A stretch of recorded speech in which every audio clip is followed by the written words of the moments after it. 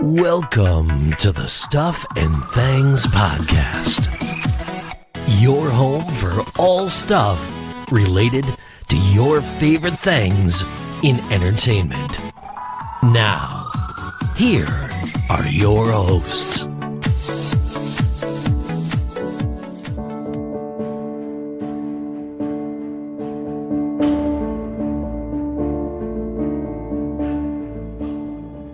Ominous intro music can mean only one thing.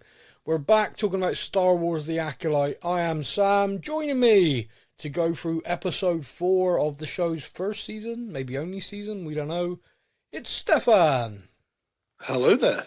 Yeah, nice. Good start. Strong start. That's the way to go. Yeah, I'm good, man. I've watched episode 4. Just to get this out of the way. The title of the episode was Day. Yeah, that was I didn't get that one wrong. If the next episode's night, I'll be okay with it. But right now, I'm just like, why? Day? Yeah, like it started with the whole like double things, and then it kind of just turned to Destiny, then Day. Yeah. It's just getting shorter. But the last episode, the title was just going to be apostrophe. That's what I mean. I'd probably be all right with that. I'd probably be like, if there was some sort of... I always want to have a reason, like, why is it called that? There's plenty of shows that, like, the title of the episode's in the dialogue somewhere. I mean, you're like, aha, there it is. Yeah. I heard it. And I'm good with that. I like that game. So when this one was just called Day, I was like, okay, is that going to be a character name? Is the whole thing going to be done in the daylight? And that's where my head is, because they kept mentioning that we've only got so many hours of daylight left. So it was literally like this was just one day. Yeah, that's all I've got from this. So this is the day, and I think if the next episode's titled Night, it'll make sense. It will make sense, and I'll be happy. If it's not, if it's like next episode, Star Wars, next episode, Star Wars, it'll be Night with a K. No, it's going to be like the next episode's going to be titled like Dave. What? Come on! Yeah. And the name of the secret Sith is Jeff. Oh, come on. So this episode, every episode of this show, The Acolyte, has been kind of hate bombed. Yep. I kind of feel like a lot of people made their minds up about the show before watching it, which is fine. I mean, everyone each to their own. And now we're going into every episode looking for the things that is going to annoy them or the things they think is broken. So we watched the first 3 episodes. We've discussed that a little bit. And I kind of went into this one. You messaged me and said, have you seen much online about this one? I was like, do you know what? Actually, on this one, I've avoided everything. Because I found it's the best way to do it now. Well, I found with episode 3, there was such a furore of like, they've like, this is so woke. This is so... And I was like, I'm expecting like the Jedi to be wearing rainbow robes and... You know what I mean? It was like, and I went into it, I was like, okay, I literally saw nothing in that episode that people are... Darth Pride. Like, I went in looking, and I still didn't see anything. So, like, all right, I'm not going to read any of this anymore. It kind of taken away a little bit of the enjoyment for me, so I'm going to watch episode 4. That's it. You had those Twitter accounts like, they've brought this into it. It's never been here before. It's so woke. And then we watched the next episode and went, when? Where? Yeah, where was that? So episode 4, however, does have something in it which I feel, I don't know, man. It feels like it's kind of broken Star Wars lore. It's kind of, it feels like I don't know if it's like, to me, episode 4 has got something in it which makes me not want to watch the rest of the show. And of course, I'm discussing a ginger Jedi. The ginger, that was one of those moments. I just couldn't believe. I mean, I'm all they for. They can't even do the lightsaber. They'll get sunburned from the beam of the lightsaber. What's the point of it? I'm all for inclusivity. I'm all for everyone being represented. I'm fine with that. But come on, ginger Jedi. How did they get the chlorians and I didn't? For goodness sake. At this point, I should put a disclaimer that all ginger people are beautiful people, and I like you all, even the Scottish ones. Whoa, that was a bit far. No. No? Fine. Okay. They're above the wall. It's okay. I don't have to worry about it. All joking aside, that obviously was a joke. But there was actually... See, I said this to you. I sent you this in a message like a joke. And I then later in the episode something happened during the episode that actually made me go, hang on, my brain hurts. That can't be right. I must be getting this wrong. And then the end credits told me the name of a character that appeared, and I was just like, okay, now I'm really lost. So I then looked around at the social media to see if it was just me. Like at this point I was like, I'm a bit nerdy. I'm not like super nerdy. Like I don't have an account on Wikipedia or anything like that, but I do have a few books, Star Wars books that are like even since Disney bought it, like this is the facts, this is the timelines, these are the and the fact that the fans kind of created the BBY scale, which is like the before Battle of Yavin. And so it's now canon that is how the time, when you refer to Star Wars timeline, everything is before or after BBY, like 20 years before BBY or 50 years after and stuff like that. So like I know all of that, and I know that's super nerdy, and that's fine. I'm good with that. Label me up. But so in this episode, there is a scene where we have like a small group of Jedi in Coruscant, gathered around a monitor discussing the issue of May, and one of the Jedi that's there, how do I say this, like a bit of a cone head, and I kept looking at him like he must be the same species as the character Khan Mundi. And I want to apologise just now that if I'm pronouncing that slightly wrong, I am sorry, because the only times this is a character that I know more about from the Legends stuff, which is all stuff I've read. So the pronunciation of things is how I've done it in my head. So yeah, I used to get in trouble for that. Yeah. Yeah. So if I'm getting that wrong, I apologise. Please do correct me. But Khan Mundi. Now, Khan Mundi was part of the Jedi High Council in The Phantom Menace.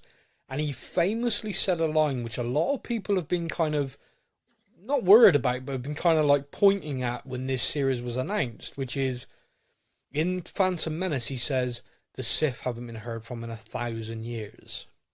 Yes. So that's the character I'm referencing, Khan Mundi. So I'm looking at this guy, a bit cone-heady, and I'm like, oh, it must be the same species. That's interesting. That's kind of like, you know how you like to spot things, like, oh, look, this guy looks like Yoda, whatever. Yeah. You kind of spot things and stuff. Now, in the end credits, it is Khan Mundi. So I'm now left in this real head scratch kind of confusion. Now, there's two parts to this. One, Khan Mundi says when he's part of the High Council, the Sith haven't been heard from for 1,000 years. Yep. However, he is part of this Jedi group that is making this investigation, where one of the characters actually says in this meeting, this could be a splinter group, which I liked, by the way, like a real interesting idea that some Jedi have gone rogue and they're just treating them as rogue Jedi. Yes. So that's kind of interesting. Or something else.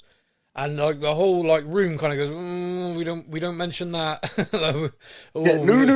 Yeah, we don't talk about that. We don't talk about those guys. But it's clear that they're obviously, everyone in that room is aware, and they talk about they won't let the High Council know about this, because if they do, they'd have to inform the Republic, and it'd be embarrassing to the Jedi Order, and they're basically covering it up.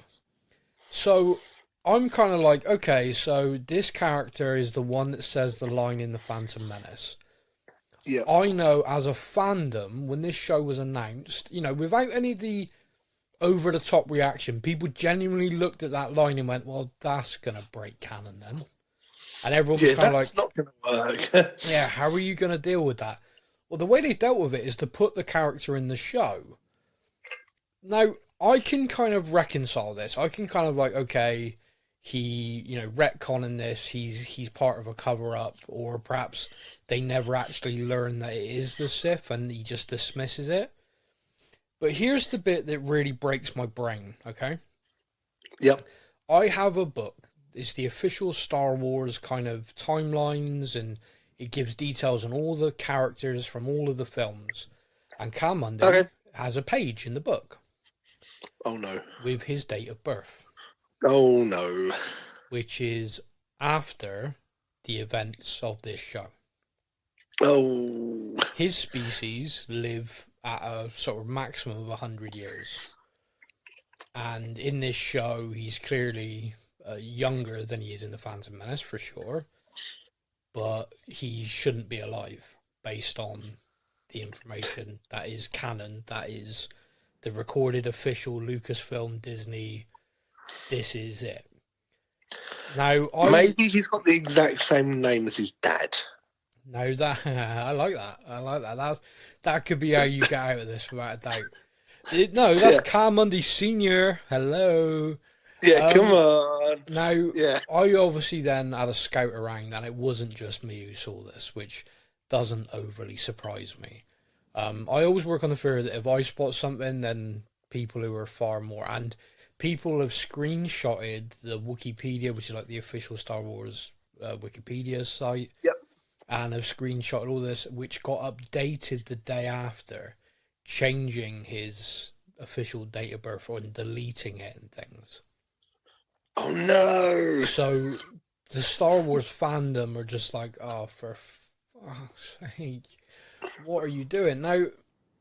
See, that to me, that's just really poor writing. Like, that is something like, if you're going to have something out there which shows date of birth and everything else, you can't then just completely dismiss it and put that character in. Yeah. Like, that's either really bad research, really bad writing, or the people that are writing it just don't give a. Now, that's kind of where people are. That last one is where the fandom is. Like, certain people have been on the fence about the show. Like, I've seen a fair few, I'm not going to name them, but well-established reviewers of Star Wars content. Basically, like, I'm enjoying it, but it just doesn't feel very Star Wars to me. But, you know, perhaps that's just because it's saying. And they've been kind of on the fence. Like, I've enjoyed these bits are a bit weird and stuff. And they've kind of just gone, no, this now breaks. Like, a lot of people were kicking off about the twins being created by dark magic, the Force, and they're like, oh, this breaks that. And I didn't really agree with that. And I saw a lot of people kind of like, no, that doesn't do it for me. You know, there's so many episodes of this series, I want to see where it's going. But yeah, a lot of these very fair-minded people who have been very on the fence have just gone, this is really bad, because at best case scenario is someone's made an error and this character's in there that shouldn't be in there.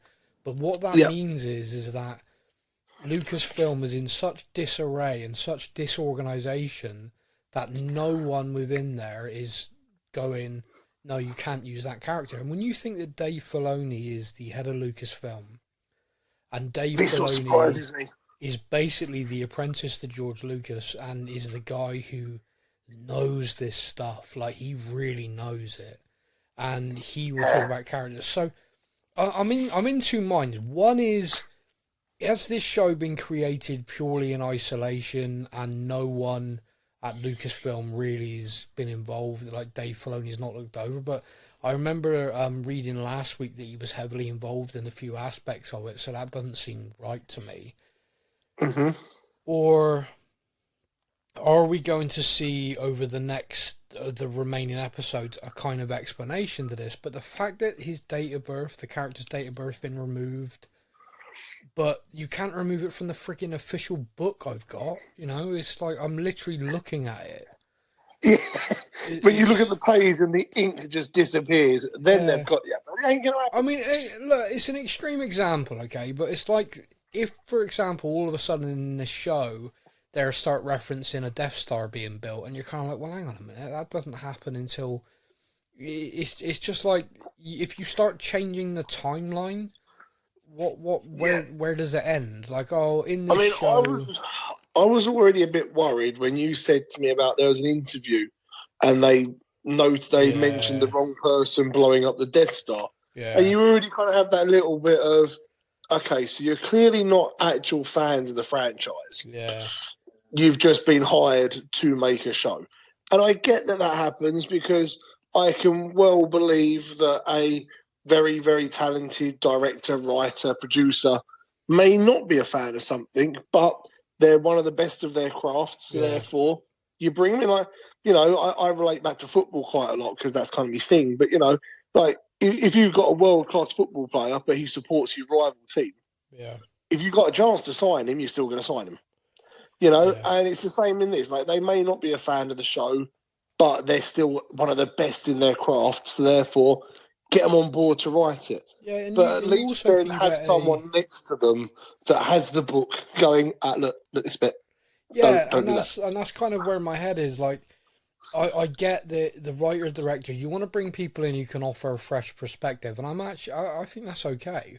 Like, someone coming in saying, I've never seen Star Wars, I've never seen this, I wanted to keep it that way because I wanted to try and write a story that was unique. And I'm like, okay, all right, that's fine, I'm good with that. But then, what's the role of the producers if not to be going, oh, yeah, I like where you're going with this, but you need to correct this and you can't use that character because of this. Adjust it, because it's all simple adjustments.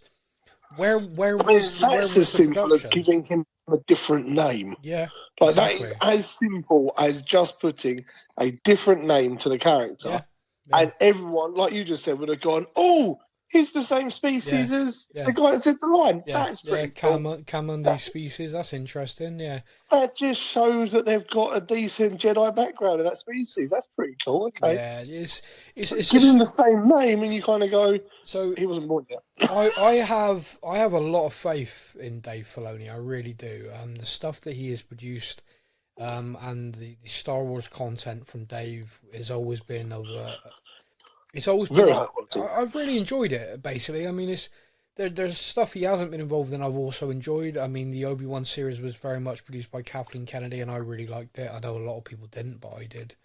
Yep.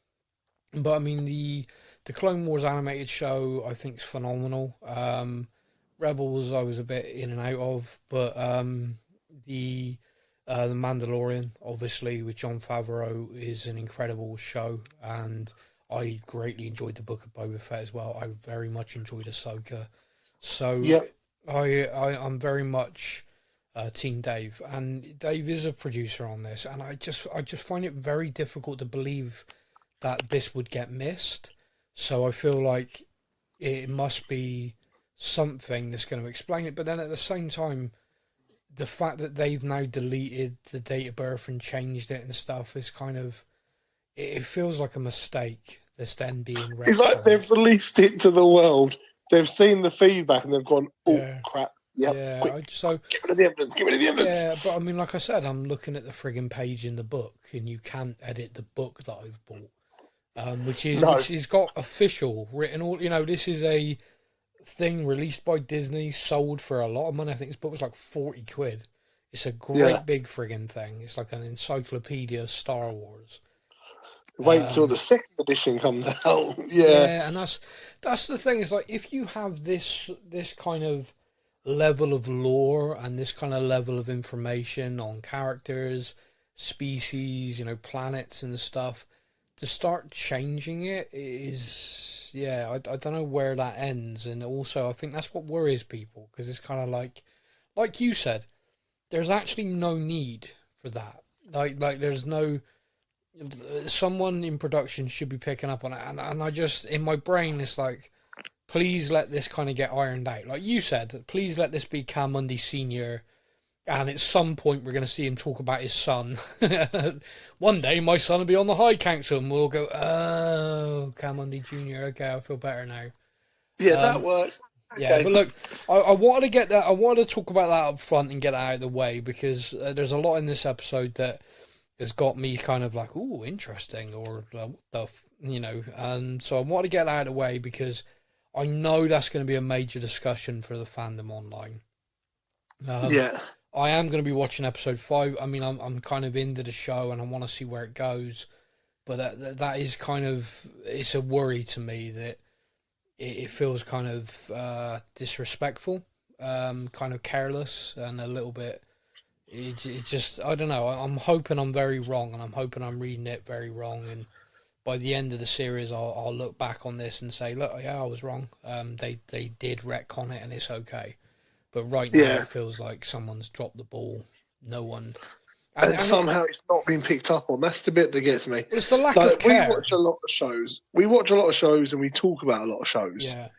And there's been quite a few times. The Walking Dead had it a few times. There's been, I can't remember, one of the Marvel ones had it at one point. And you kind of look at it and you go, that's a really obvious error.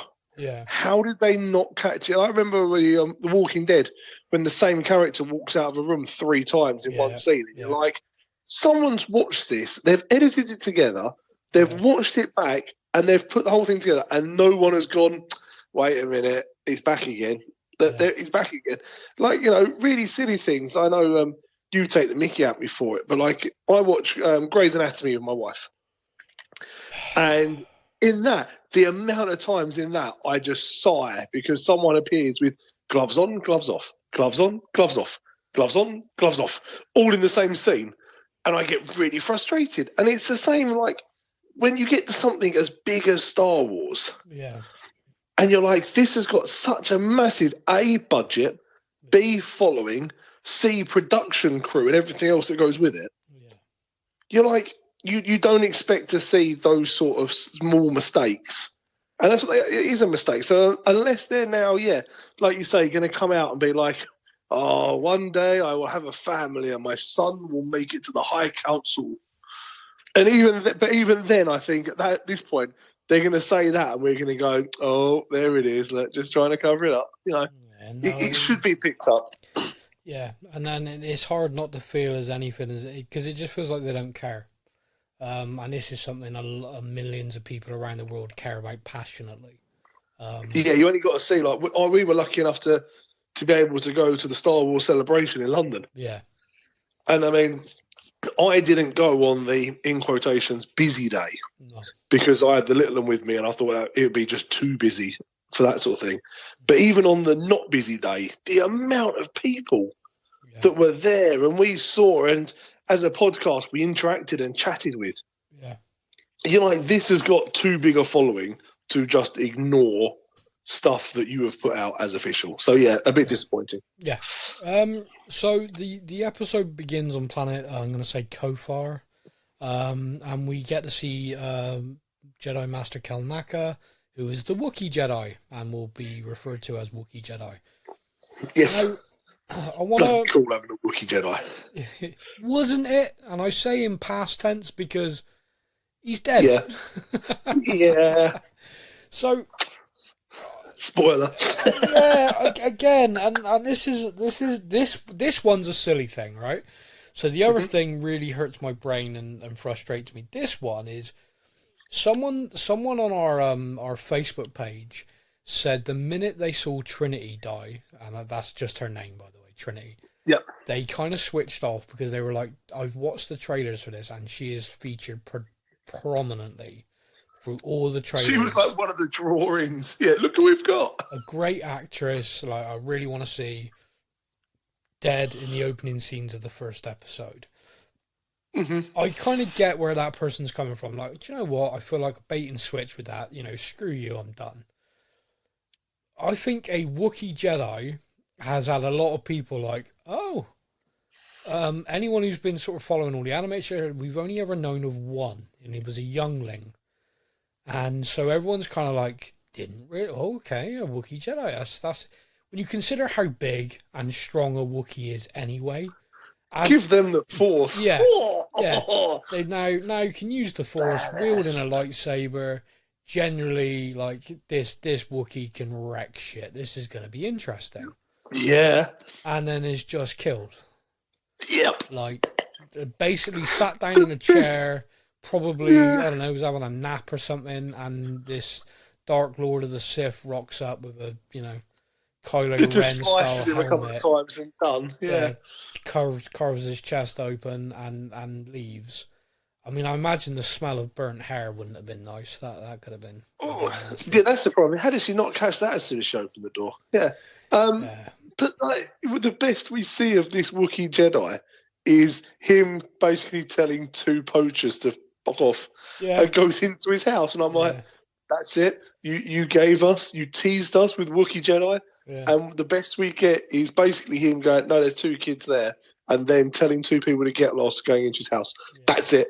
That's what we got with Jedi Wookiee. I'm like, So, oh man, that's frustrating to me, very frustrating. But like I said, that's kind of a silly thing. That's just me wanting to see a Wookiee Jedi, wreck some shit. Yeah, I want to see him in battle. Yeah, well, we didn't. We just saw him. Hey, there he is. Oh no, he's dead. Okay. Now, on that, just on Kelnaka, there was a few lines in this episode, and I wanted to draw your attention to it. Where one line was around, "This is a Jedi that doesn't want to be found." Yes. And then there's another line about the fact that he's been there, not replying to the Jedi, not responding at all. He's literally gone off the grid. He's gone off into these woods where nobody goes. Everyone's kind of a bit scared of them. And so we've now had, these 4 that were on that planet, one, Trinity seemed okay. She was just like hanging out, doing her Jedi stuff in some tavern when she got killed. But then you had one that spent 10 years in a silent meditation. And then killed himself instantly to get given the chance. Yeah, it's like, okay, that's crazy. And then you've got this other one of the 4 has basically turned his back on the Jedi, has gone and live in isolation, and gone feral. Just basically wants to be left alone. So he himself is silent meditation. Now, in his home, there were loads and loads of paintings, drawings on the wall. And in the opening scene where you see Kelnaka, as the camera pans round, you see the symbol that is the marking on May's face, which I'm guessing must be the symbol that are of those witches. So for me, Kelnaka's gone off by himself because he's troubled by all of this is still playing in his mind. Something happened, and it's bugging me what it was. Because, you've got one silent for 10 years, one gone off grid to go live in the forest, one drinking in a tavern, and one training younglings. Yeah. And I'm very much like, that's a 50-50 split between people that were seriously messed up by the effects of what happened. Yeah. And also the other 50% is them that go, nah, it happened, whatever, and just carried on. And I'm like, I don't understand what could have, I understand that the 2 that kind of went off grid were a lot, but it looked like they were younger than Soul and Trinity. Yeah. However, I'm looking at it and I'm like, why did those 2 take it so bad compared to the other 2 that have just carried on living their life? Well, what have they not told us yet?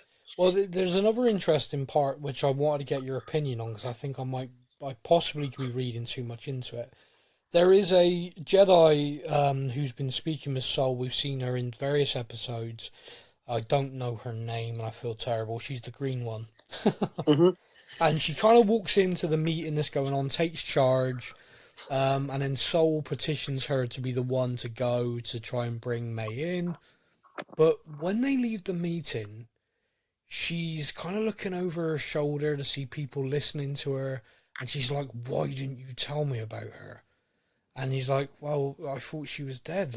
There's no point. It's like, there was so many, why didn't you tell me at the time about her? It feels to me like there's been a cover-up.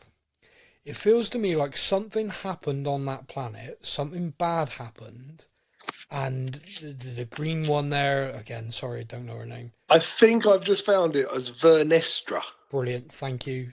Apologies, I just didn't. I could be pronouncing that wrong, so I apologise. I'm just reading it quick. Yeah, that's fine. So that character, to me, that interaction, the way she was kind of looking to see if anyone was listening to them, it feels like something... And those the 2 in the corner that were kind of giving them both the eyes. Yeah, Cam Mundy was one of them, just sort of looking, okay, what's going on with you 2? Cam Mundy Senior. No, I'm not going into that. Oh, I've talked about it. We're done. Line drawn. But do you see where? Did you feel that way as well, or am I just reading into it? Yeah, it was. It really was. That's how I felt. With them being watched by the other 2. Yeah. it was almost like it was a keep your fucking voice down, you know. We don't talk about this in public, you know. Shut up, just go get it done and sweep it under the carpet. Yeah, and I'm like, there's something that we haven't been told. Yeah. Okay, so I'm still very. There's going to be a big reveal. I'm now kind of. I think I've worked out who the big bad person is in the mask. Okay, so we had a theory, or I had a theory after the initial episodes, mostly because I thought it would be funny, and then after this episode, I'm kind of convinced I'm right. Go on, who do you think it is? I think it's how do you pronounce it? Kumir, who's May's companion. Oh, you think it's him? Yeah. Oh. Would you like me to tell you why I think that, and then you can tell me yours?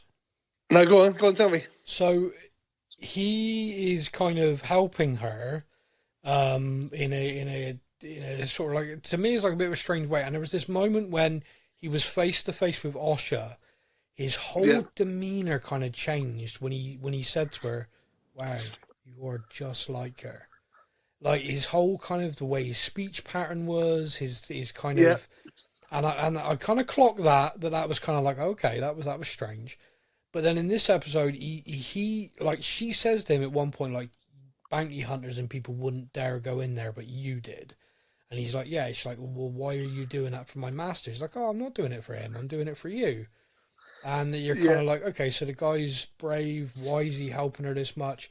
There's a line where she says about, you know, oh, how do I kill a Jedi? It's impossible. And he's like, it's not impossible. Again, like this sort of encouraging her to carry out her task.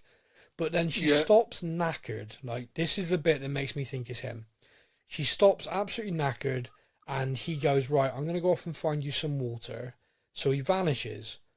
Kel Naka gets killed. So he's vanished. She then sets a trap for him. So I thought in my head, oh, she thinks it's him. Like, she's kind of like, but it's not. She's just like, I'm going to go and surrender, which, by the way, I'm going to circle to in a minute anyway. Yeah. But then the guy's there. Like, he appears at the end.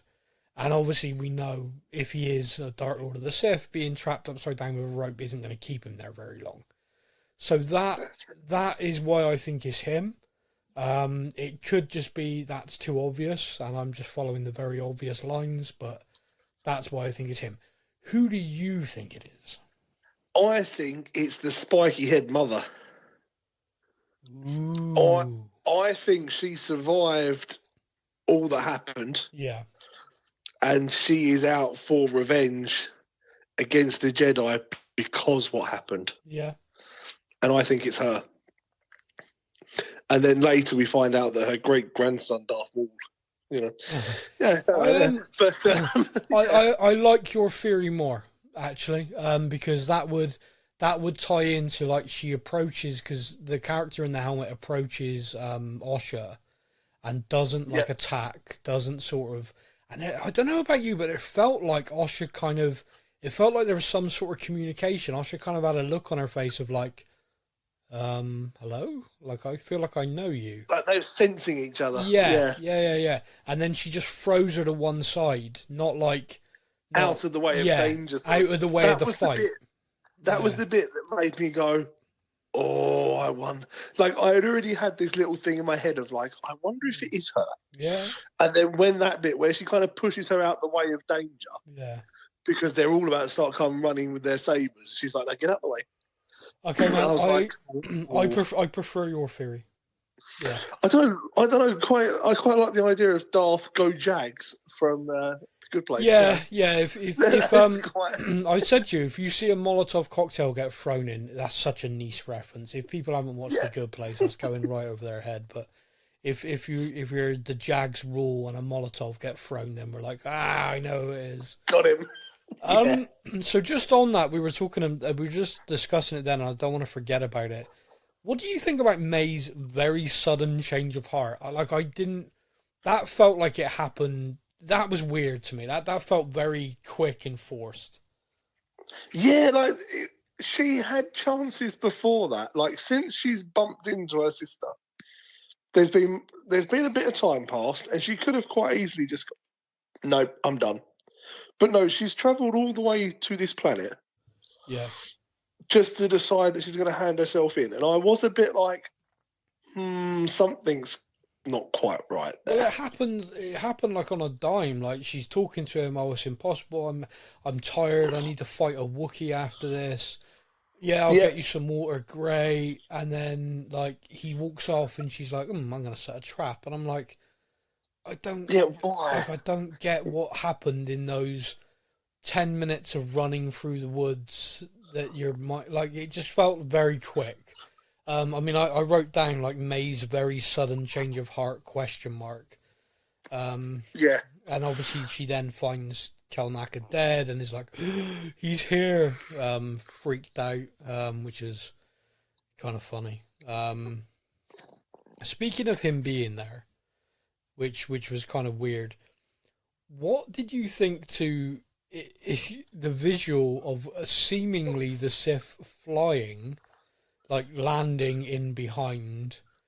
That was strange to me. Like, I've never seen a Sith fly. Like, I know they're kind of force jumping and stuff. That's fine. Yeah, but this guy like floats in from behind, and I'm like, wait a minute, hold up. That where's that been in the last, everything I've watched? I was just confused by, like, because obviously we know the Jedi can jump and do stuff, and it kind of the Sith are different and their powers are different and stuff, and I guess using the Force you could like jump down from a tree and kind of do it slowly. Do you know what I mean? Like, because you're basically going to use the Force just to lower yourself down slowly. So it's not. It's like Jedi can force jump, and this guy can force. Well, no. I mean, if you think about Obi-Wan Kenobi series, Leia falls, Ben reaches out with the Force and lowers her slowly. In theory, if you're a Jedi and you're kind of falling from great height, which we've seen many survive, you just kind of get to that point and you just like use Force and I land slowly. So it kind of felt like this character kind of came down from a tree. I mean, it looked ominous and it looked great, but my brain was just like, what? Superman? What the what's going on? Oh my God, it's Homelander. It's a crossover between the shows I'm talking about. The crossover we never knew we needed. The Jedi are screwed. It's Homelander. So yeah, it was. That was just a little bit weird, but then like that doesn't break anything for me. That was just kind of. It was kind of a cool visual. And like I said, walks up, throws Osha to one side. The Jedi, I loved all the Jedi wielding the lightsabers. By the way, I know that was in the trailer. But I love that because you saw each of them have their own little unique kind of get ready stance. A couple of them just like light it up. Okay. But a couple of them did a spin. And I was like, yes, bring it on. I would. If I was a Jedi, there'd be no just standing there. No. I would spend hours practicing pointless but look cool shit. It's like one of the main reasons why I'm not a very good drummer. I love playing the drums. I'm proficient. But I spend far too much time trying to spin the drumstick in my hand than actually hitting a good rhythm. Because I want to look cool as fuck when I hit that cymbal at the end of the song. I spent too much time focusing on that than actually, drumming. So that's really true as well. I'm laughing because that is so accurate. That's so me. Like, I want to look like I want to learn how to do this, but it's because I want to look cool, and not because I just want to be a drummer. Anyway, I like that. Like that detail really spoke to me. Like, there's this Jedi. Like, I'm gonna take my lightsaber out and fire it up, but I'm gonna do a little friggin' spin because no one else here is gonna look cool doing this. I am. That's it. There's 10 of us here. How do I stand out? How do I stand out and make myself look a badass? I'm the spinny one. Now, what you didn't see is the guy on the end doing a squat jump and lighting it in midair or something. Yeah, just the guy off camera. Guy off camera is just like firing up 2 sabers at once. Yeah, bring it. So we do see it's a group of Jedi. A lot of them don't even get names, and I'm kind of like, you guys, you're all about to get wrecked. You're screwed. Yeah. Now what is interesting is they all throughout this episode, I've kind of thought that Soul could sense something. there were several occasions Sol would stop and just be kind of deep in thought, like he could sense something was wrong, and he is the one that turns around from Kelnaka's house and sees, first of all, this character emerging behind Osha. And you know, and what makes me laugh, and me and you talked about this, is this version of Star Wars in the High Republic, the Jedi are basically the police. So it's like, step out of the house and your hands where we can see them, is like one line. And then when you turn around and see this guy, they're like, identify yourself. And it's kind of like so American cop show, isn't it? It is. It really is. And it's just put your weapon on the floor and take 3 steps forward. That's it. I was expecting when you saw the red saber to get lit up, like, put your weapon on the ground and your hands on your head. You are surrounded. Which, but I mean, the Sith turning their blue lightsabers on and off to make it look like flashing blue lights. Woo, woo. But yeah, just basically overpowers them with the Force, sends them all flying. Didn't he just? Bloody hell. That's a Force push and a half. Yeah, now that's kind of... That's one of the things that I always liked about when I was reading the Legends stuff, because it isn't so much in the films and things. Clone Wars did bring it in a little bit with Ventress and characters like that. Is the thing about the dark side is the rage, it's the anger, it's the channeling into hate. And thinking about all of that, the character being the one you said, that would make a lot of sense, wouldn't it? That character just channeling rage, hatred. You killed all of my coven, my partner, my leader. You took my child from me. Up until a few minutes ago, I thought that one was dead. Or either thought it was dead or thought you as a Jedi attacked, murdered, and took my child and trained it to be one of you. Could you imagine the rage and the anger and everything? And you channel that into the Force, and you just all of that into that moment of like throwing them everywhere. So I'm almost completely turned around on this, where I now don't want to be correct, because if it is the character you say, that makes so much sense. That kind honestly, of this anger. doesn't happen often, so I would go for this. Yeah, no, I'm up for that. So my theories are normally so wrong. Now, there's a lot of stuff in the Acolyte that annoys people. There's a lot of stuff that people have picked out, and I've done it with the Cam Mundy thing. I mean, I've written in my notes the Cam Mundy problem, because it is a problem for me, and I hope it gets resolved. But this end of this episode is the thing that's pissed me off the most. I'm like, really? That's where you're going to end it? You absolute bastards. Yeah, I got a message come through from Ryan, who he obviously watches these on the way to work. Yeah. So I got a message fairly early in the morning, and it was just like, seriously, it gets good and you get credits. Just be warned, it gets good and then credits. Yeah. I was like, what does he mean it gets good then credits? What's he on? Watched it, and I was like, credit comes up. You're like, oh, you bastards! That's what he meant. Yeah. I mean, it is the definition of whoever's editing this has looked at that and gone, oh, this is episodic TV. I am gonna leave them wanting more, and I'm just like, oh. Next week's flashback episode is going to really piss people off. Yeah, I'm going to make this clear. If episode 5's a bottle episode, like we don't just get a continuation, then people are going to hurt. I'm not messing around. The only way it will be acceptable is if next week's episode is an episode all about Jedi Wookiee. No, I think and we get to see him wreck ship. Now I think we've got to accept that Jedi Wookiee's gone. Kelnaka is no more. But there's one other scene in this episode that I realise I'm jumping all over the place. Apologies, which was interesting because it's something that I've been wondering about. So, Osha was trained as a Padawan and left the Order after so many years, and she, however, is so far has exhibited zero signs of any ability with the Force. We know she was raised in a coven. We know she was literally created by the Force in a way. And we know her sister is very proficient.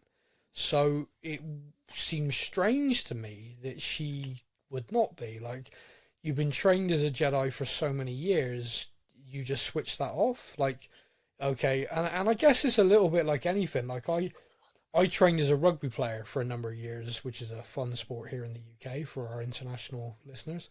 It's NFL for men, yeah. And yeah, easy. And I just, that's gonna hurt. That's my inbox exploding again. Why? Do you know what? I might even edit this out because I can't. So I trained to do that every day. When that ended, I could never do what I did before to a proficiency. I can still catch a ball. I can still pass. I can still do stuff. I can't move like I did. So it's kind of strange to me that like the basics of the Force with her, like her Luda, like she couldn't reach out, use the Force, bring an object. But in this episode, she says like with this creature she touches, like, oh, I could sense the creature. I feel like I'm kind of reconnecting, or I'm kind of getting channeled back in. It did make me think a little bit about Ben Kenobi, because he kind of deliberately turned himself off from the Force for like 10 years and then really struggled. You know, it wasn't until Leia fell that he kind of reached out again. Like he had to, you know, in that moment he had no choice. But he was very hesitant, very kind of, no, not using the Force. I'm just a guy now. I'm just Ben. So that was interesting to me, with Osha kind of starting to like being around them, being around Soul again, starting to kind of feel her Force mojo, if you were. And it's like a really silly thing, but the creature flying at her, Soul using his lightsaber to attract it to the light and cutting it in half. I was like, oh mate. That's yeah. And there's also a little line from Soul's Padawan as well. Like, Osha's like, oh, I sense that creature, now it's dead. And it's like, yeah, you should be happy with like something returning to the Force. I'm like, wow, how indoctrinated are the Jedi? Yeah, the fact that I sensed it and it caused it to die. Yeah. No, don't worry about that. You felt the Force. Yeah. Yeah. Well, what she was saying was when something dies or someone dies, you shouldn't feel anything because they're just going back to the Force. Yeah. It's just like, it doesn't matter. And you think about they were described as deranged monks by that character that you think is the big bad. Fairly accurately. It is like there is a real feeling, and I've had this for a long time as an adult, that, you know, Jedi good, Sith bad. Well, hang on. There's a lot with the Jedi which is weird. Like, you know, the Clone Wars, literally child soldiers. Like, Ahsoka's like 13 when that starts. Oh, yeah, Ahsoka, you're like 13, you got a lightsaber, go fight a war. That's not okay. No. And I'm pretty sure if you were one of the kids on the Death Star, you would not be thinking the Jedi's are good guys. No. I love that line in The Mandalorian. Like a million people died on that first Death Star as the galaxy cheered. I love that line. It was like, yeah, we did. We did cheer. You're right. But it just kind of, it's just, it's interesting. I like stuff I like when you can look at something and then take a step back and look at the bigger picture as well, which is, the Death Star had to go. The Death Star was literally popping planets, killing billions. Death Star had to go. But, you know, but to the people who are loyal to the Empire, the rebellion's terrorists. They're blowing shit up. They're attacking, like doing stuff. They're like, oh, there was 1 million innocent people on the Death Star. Well, some of them might have been, you know, Steve, who worked in the Death Star canteen, probably wasn't going around murdering people, but, you know. So it's war is hell, and innocent people die on all sides. There is no pure good, there is no pure bad, but overall the Jedi are good, and overall the Sith are bad. That's the way I kind of look, and that's the way as an adult I think it's important to look at it. Like, there are going to be some Jedi who are dicks, and I do greatly question the kind of indoctrination of people in the Jedi Order. And that Padawan giving that line about you should rejoice like that thing's dead. It's like, whoa. It was a bit like, oh, wait a minute. Yeah. That's what you're taught to think. Okay, great. Like, you know, those guys were annoying me, so I sent them back to the Force. You killed them. I sent them back to the Force. It's like, That's my way. That's very... Yeah. Yeah. So, that is all the points I had from the episode. Were there any other bits from it that you wanted to pick out? For once, I get to say yes. Brilliant. What we got? The little tracker dude. Oh, God. Yeah. That thing is awesome. I want one. Yeah. I want one. Amazing little creature. There's a very deliberate reason I left this out. No, I'm not touching that. Don't worry. I'm leaving that alone. No, but the thing with that is, number one, really cool character. Yeah. It led to a line that kind of made me think as well a bit about the Jedi.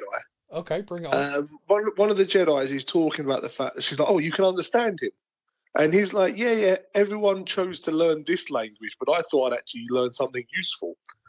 Oh, and yeah, I suddenly yeah. I was like, if that was something that never occurred to me ever. Yeah. It's like, yeah, they literally must have like language classes. Yeah. When you're a Padawan, because there are so many different species and races and aliens and everything. You also saw in this episode the Padawan use a translator. Yeah. Literally like a little droid in her hand, a device, and so. Yeah, it was a little detail that I liked. I like that because I'd never thought about the whole language barrier before. But yeah, to see like one have a translator and then him to make the point of no, everyone chose to learn that, so I chose this language instead. And I'm like, that's really cool. Yeah. The fact that when he finds her, he just screams. Yeah. That alert system was amazing. Yeah, no, it was funny, and I think a lot of people are going to be very fond of that character. That's going to shift some merch, people. Oh, and I'm buying one as soon as I find there one. There we go. that thing's awesome. But it makes me chuckle. Like, it's one of those things that I think I've said before on a podcast. Like anything that we watch that happened kind of before the original trilogy and bits like that, I always look at it and I'm like, where are those characters? Yeah. Like it always makes me like. Anything that goes as like a prequely sort of thing, you see a race or a character or something, you're like, we never see that again in anything ever. I think you've got to look at it as well along the lines of the galaxy is huge. Yeah, I mean, Darth Vader could really use one of them to track down the droids. Well, no, they're good little creatures. Yeah, they're much better than the stormtroopers. These aren't the droids. 100%. Oh, you sure, old man? They look like they are. Trying to wave your hand like you're some sort of Jedi to me. Yeah, you weirdo. Yeah, they are. I've got a picture right here. It's literally them. No, it's not. All right then. All right then. Go on. Yeah. Go on. Whereas this thing, he sniffs the oil and that's it. Boom! It's got boom! I know what it is. Screaming. Yeah. I mean, I did. Yeah. Well pointed out. Well done. Yeah, I'd say it was the dialect thing. The line about the learning the languages. That was one of those ones I was like, never thought of that before. That's really quite cool. You're going to be working with a Wookiee, so you're going to now have 6 months of intensive language lessons. Yeah. Just to make sure you don't shoot the wrong guy. I really think that it was Wookiee. He said was the language most people do. I think it was. Yeah, I think it was like, oh, most people want to, Wookak, or I'm sure that's what he says. But me, I thought I'd do something more useful. Yeah. Which, a bit of a diss to Cal Naka right there. Like, your language is dumb. Yeah, you guys suck. This guy's awesome. Yeah. Okay, so that is our show. A massive thank you to everybody for listening and everyone who interacts. We do get a lot of messages come through. I'm trying to reply to everybody, so thank you so much and keep them coming with your thoughts. We will be back next week to discuss episode 5, which I really hope is called Night. If it's not, I'm going to be so mad. But yeah, that's episode 5 next week. Obviously, if you're a fan of The Boys, we will be back tomorrow talking about the latest episode. Ironically, episode 4 of The Boys as well. We are back, of course, also talking about... Dun, dun, dun. Sorry, I was trying to line you up then. Oh, House of the Dragon. Yeah, there we go. Come on, man. We need to get our rhythm back. Yeah. We do. I was like, what's he doing dun dun dun for? Yeah, no. Sorry. We're also talking about people get bored of my voice. Yeah, House of the Dragon season 2. The prequel series, I guess, to Game of Thrones, but it's a spin-off. Telling the story. First episode was very, very good. Very brutal, as always. So, so there are 3 podcasts a week from us currently. So, if you're into all of those shows, you're probably sick of our voices, but thank you so much for listening. We will be back next week. You all take care. And may the Force be with you. It's not a test. What? It's not a test. He calls it the final lesson. He says, your final lesson is when you teach yourself. You will kill a Jedi without a weapon. Attacking a defenseless person goes against everything the Jedi stands for. How do you kill someone like that? Unarmed. It's not a test. It's impossible. It's not impossible. You know that. Thank you for listening to the Stuff and Things podcast. We hope you enjoyed the show. You can find us on Facebook or online.